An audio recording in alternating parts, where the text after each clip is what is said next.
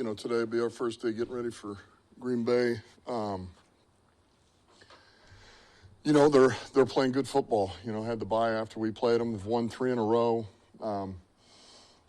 Jacobs is running well, loves playing well. Those receivers, just like the first time we played them, and they got a whole stable of receivers that all have a little bit something different to them, and all have ability to make plays. Offensive line plays hard, play together.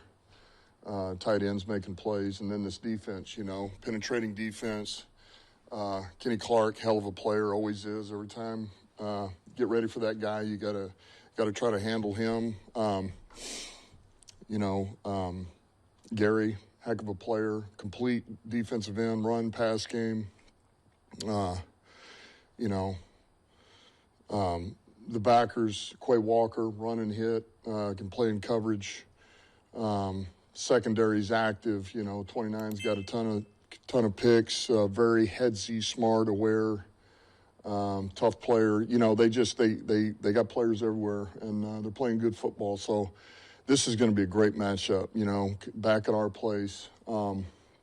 It's just another one of those, man, division game, number 4, get it back at home against a really good opponent, and it's there again, this is why you do it, This is why you coach, why you play. So we're fired up for this. How much even carries over from the tape study and the game planning from the first matchup, given just the different conditions of the game?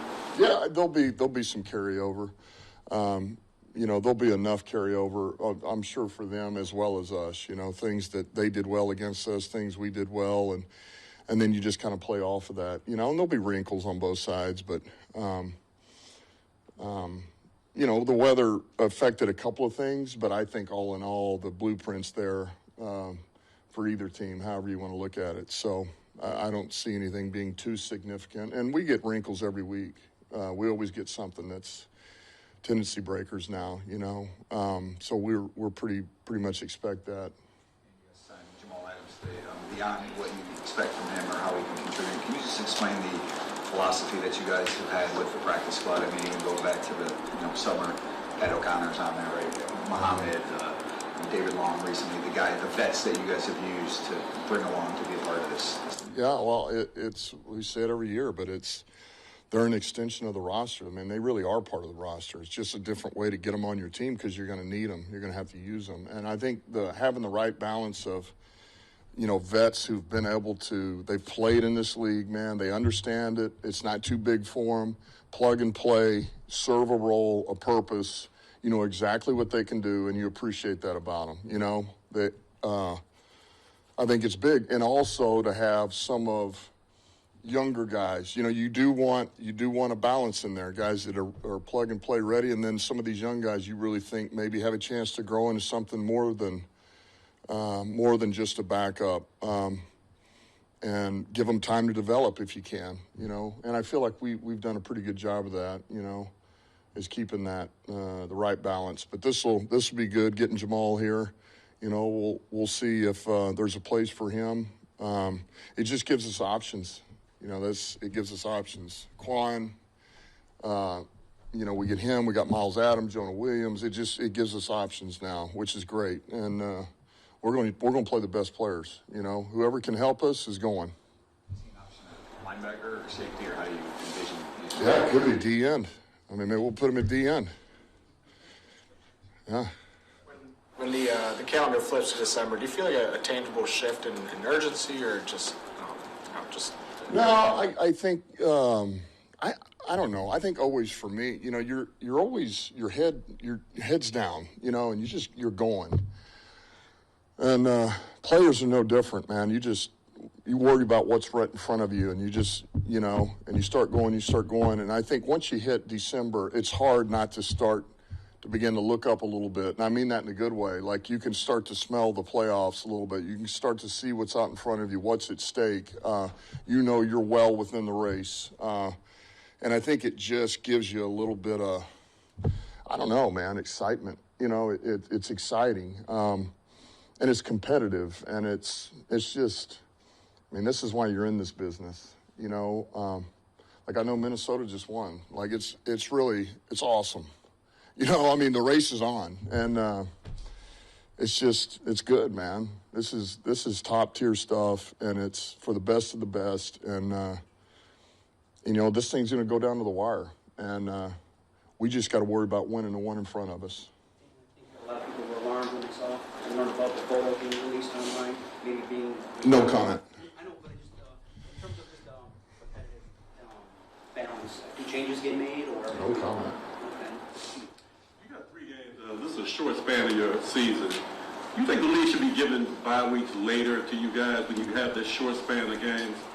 Because you had the early bye, and then you got these 3 and 18 or whatever the days are, and then you don't have that rest in there. Yeah, the league will never call and ask me what I think we should do or shouldn't do. So look, they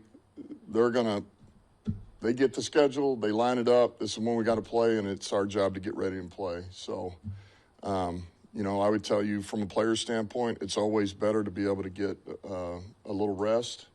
When you get a lot of games back to back to back, but that's it's neither here nor there. That's not how it is. So we'll be ready to play. You want to be on the competition committee? No.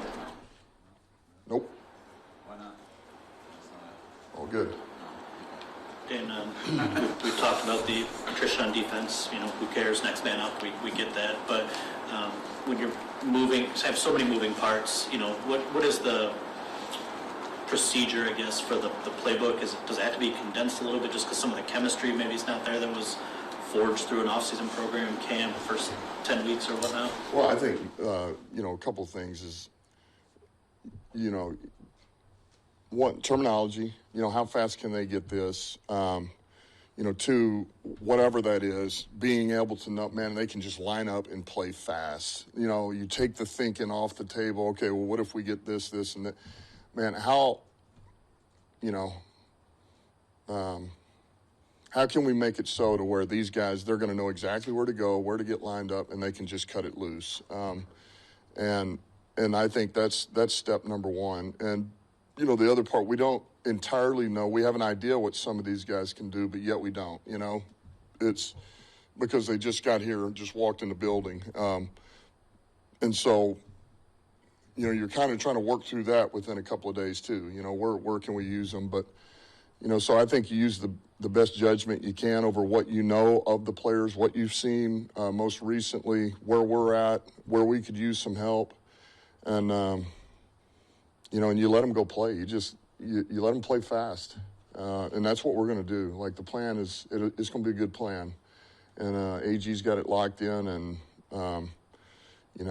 I think these guys they'll go cut it loose. One guy we didn't ask about yesterday was Taylor Decker. How's he progressing ahead of this game? Better and better. I still think he's day to day. I think it'll come down to the wire with him, whether he can go or not this week. He's certainly better.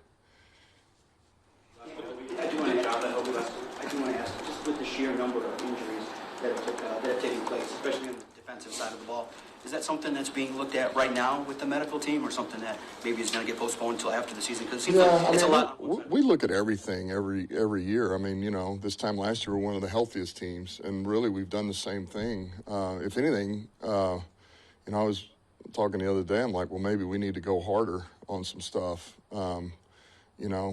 That was actually a joke.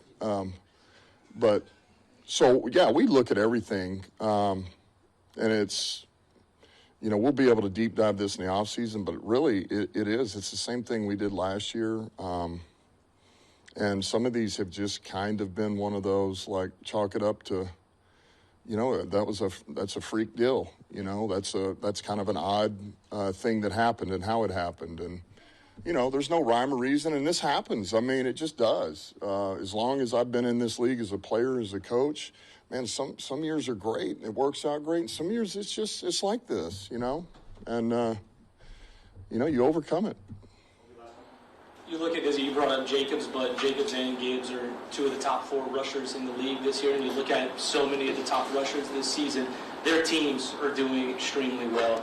Is there any correlation between that now in the NFL of having a solid quality run game being the foundation of creating a team that can put up some wins? Look, I'll always believe that a run game is where it all starts. Offensive line, run game, because I think it sets a tone for your offense, for your team, and it alleviates pressure off of the pass game, the quarterback.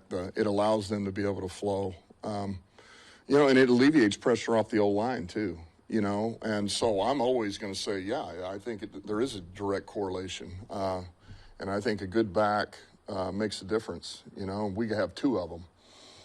So, but to each his own.